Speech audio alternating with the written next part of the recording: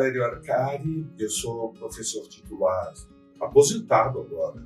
do Instituto Federal de São Paulo, militante da esquerda brasileira. Nos últimos 50 anos, em novembro de 73, distante década de 70, eu iniciei a minha militância na esquerda. Nesse momento, eu vivia em Lisboa, minha família tinha saído do Brasil depois de 64, em 66, e eu cheguei à vida adulta fora do Brasil, estava em Portugal quando explodiu a Revolução dos Cravos e, portanto, a experiência da Revolução Portuguesa foi o meu batismo político. Ali iniciei um engajamento na esquerda anticapitalista, me aproximei da Quarta Internacional e em 78, quando estava esgotada a experiência fora do Brasil e as condições tinham mudado a partir das mobilizações operárias, dos metalúrgicos do ABC, dos professores, dos bancários, dos petroleiros, enfim, uma nova etapa da luta de classes no Brasil. Eu voltei e, desde então, estive engajado, primeiro em 79 na reconstrução da UNE, uma militância no movimento estudantil, em 80 na fundação do PT, em 83 na fundação da CUT, fui secretário-geral da CUT em São Paulo, fui membro do Diretório Nacional do PT e da sua Executiva Nacional até 1992, era o Benjamin da Executiva Nacional, e desde 2016 estou engajado dentro do PSOL. E nos últimos anos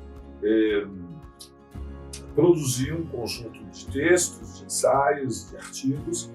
que foram reunidos neste livro, Labirinto Reacionário, Perigo da Derrota Histórica. É um livro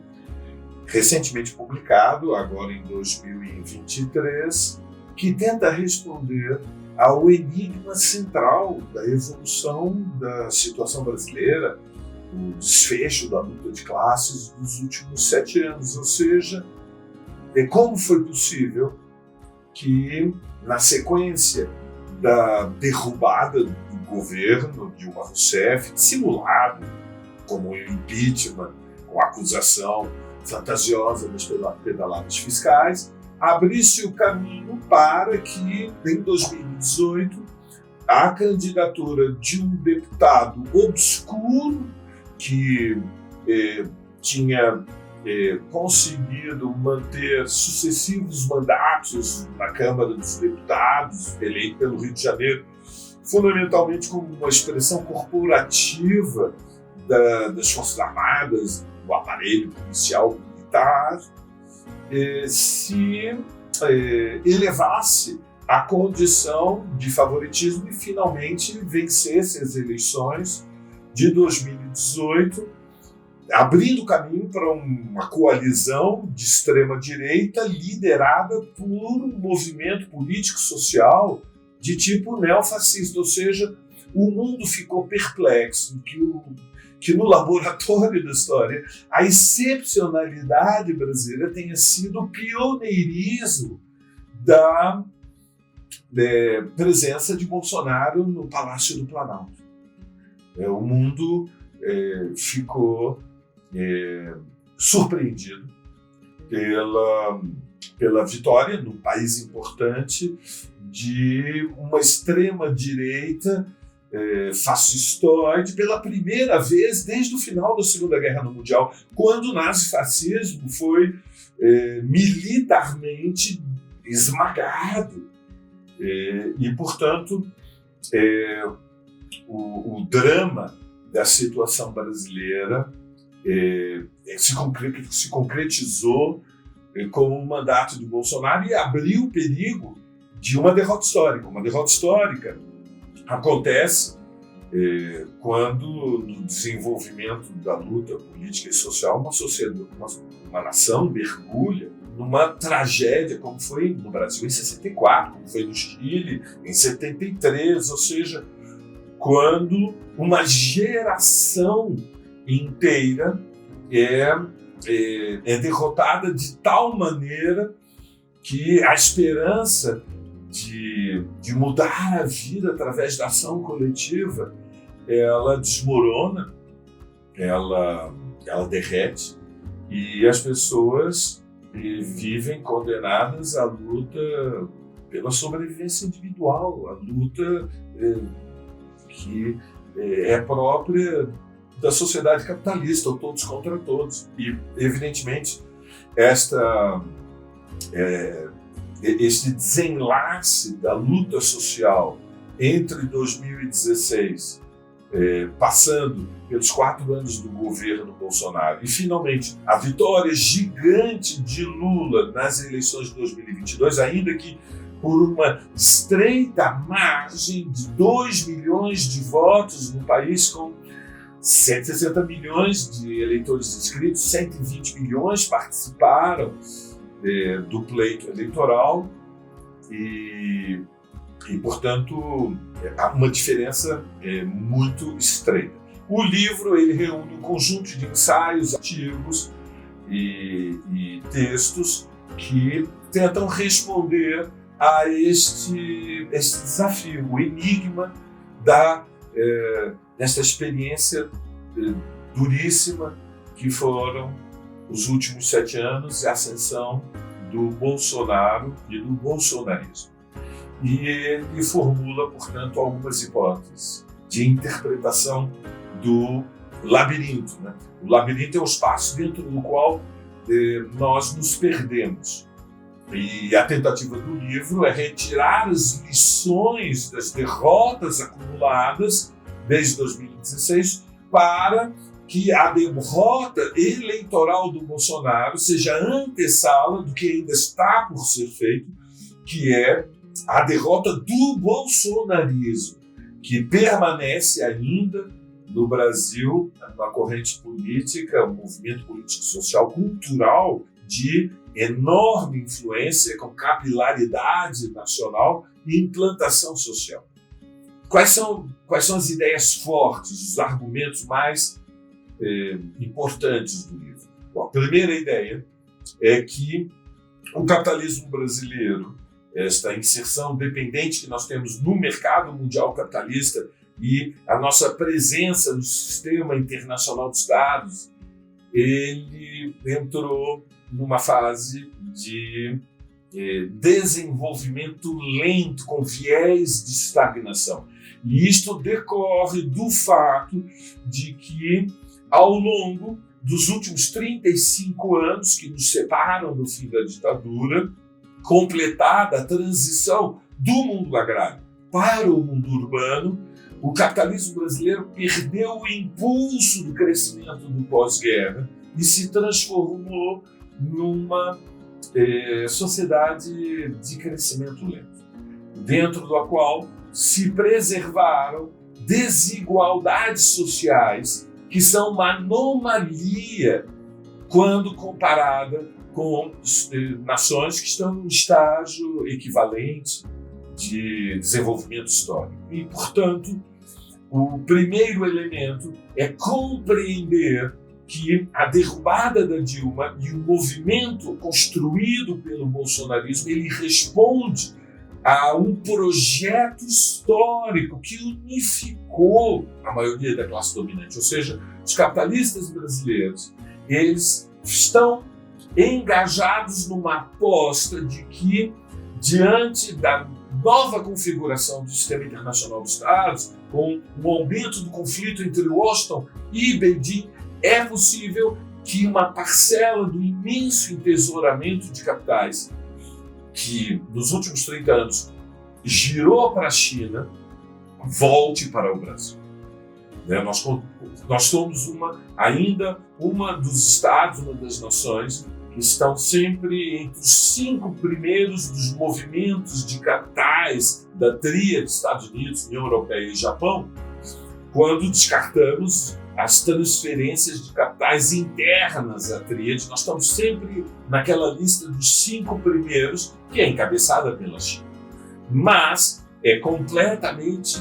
diferente. A proporção dos investimentos que foram feitos na China daqueles que foram feitos no Brasil. Então, há uma aposta histórica de que se o capitalismo brasileiro fizer um ajuste estrutural que recupere maior velocidade do movimento de rotação de capital, que não pode ser feito de outra maneira que por medidas extraeconômicas, ou seja, por destruição, retirada de direitos conquistados nos anos 90. É necessário esse ajuste para atrair capitais, para que a taxa de retorno do investimento, ou seja, a extração de mais-valia, seja suficientemente atrativa para que o investimento externo seja uma compensação para a restrição do investimento público, que é o que esteve na base de toda a orientação econômica de Paulo Guedes e dos 4 anos do governo Bolsonaro, e se expressa ainda hoje através de uma chantagem permanente de Lira e da maioria reacionária do Congresso Nacional sobre o governo Lula para garantir que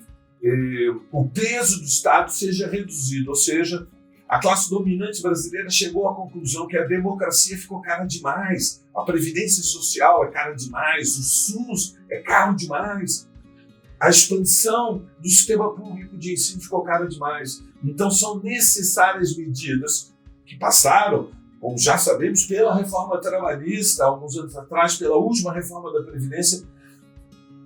pela redução do peso social do Estado, pela redução da carga fiscal e, portanto, pela contração, diminuição das despesas públicas.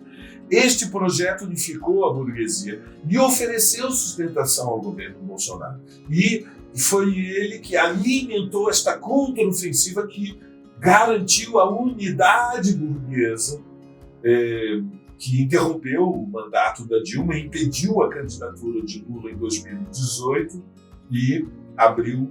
o caminho para a vitória de Bolsonaro. Mas como o Bolsonaro venceu? Venceu não só porque tinha apoio do agronegócio, tinha apoio das frações capitalistas mais reacionárias, mas venceu porque houve uma mudança de qualidade na relação social de forças, ou seja, o bolsonarismo se afirmou como a corrente mais poderosa nas camadas médias da sociedade brasileira, entre os pequenos empresários, a pequena burguesia proprietária, mas também entre a nova classe média urbana, aqueles segmentos da alta escolaridade que ocupam funções executivas, seja no setor privado, seja no setor público, e que preserva no Brasil um estatuto de privilégio que está na raiz também da dramática desigualdade, iniquidade social, que é a peculiaridade brasileira. E, portanto, tivemos um massivo deslocamento das camadas médias para as posições da extrema-direita e até para o apoio programático às ideias mais radicais, extremistas, extravagantes da corrente neofascista. E esta embriaguez ideológica partia da perigosa ideia de que o maior problema do Brasil era a corrupção. E por isso a Operação Lava Jato teve um papel fundamental neste envenenamento mental de dezenas de milhões de pessoas que estão convencidos que não fosse a corrupção da esquerda no poder, a situação econômica e social, ou seja, o modo de vida das camadas médias seria muito melhor. Esta ilusão infantil, evidentemente, explica o apoio às privatizações, o apoio à desregulamentação dos direitos trabalhistas, a hostilidade à previdência social, a crítica, a visão crítica a todas as políticas públicas de redução da miséria biológica, a qual estão condenados ainda algumas dezenas de milhões de brasileiros. Afinal, este é um país em que metade da população economicamente ativa ganha somente até 2 salários mínimos. Todo este pacote, ele encontrou adesão na consciência das camadas médias. E, finalmente, nós temos a situação das classes populares, a condição da classe trabalhadora e dos oprimidos, os negros, as mulheres, os nordestinos, os LGBTs, a própria juventude. Ou seja, a extrema-direita, ela não só conseguiu imensa audiência nas camadas médias e liderança entre frações burguesas muito poderosas, mas ela penetrou dentro das classes populares e fracionou o Brasil. E temos uma nação fraturada, porque mesmo nas camadas populares, entre os trabalhadores com direitos, que têm contratos, mas também nas camadas populares que estão na informalidade, o bolsonarismo se implantou. E das fábricas à divisão, e nos bairros populares à divisão, e até dentro das nossas famílias, todos que somos de esquerda, temos alguns próximos que foram atingidos pelo bolsonarismo. O labirinto reacionário, o perigo da derrota histórica, então, ele tenta explicar, fazendo a crônica dos dias, fazendo uma avaliação deste último período histórico, como chegamos até aqui e fundamentalmente, ele tenta responder a 2 perguntas. A primeira pergunta é por que acumulamos 7 anos de derrotas? E a segunda pergunta, como foi possível a vitória de Lula em 2022? É um livro que reflete sobre as lições do passado, mas ele foi escrito com o sopro de esperança de que nós podemos virar essa página de história, que podemos abrir o caminho para um futuro no qual as transformações estruturais que são necessárias possam se concretizar. Portanto, é um livro que tenta ser uma inspiração para a militância socialista nos anos que estão por vir. Obrigado.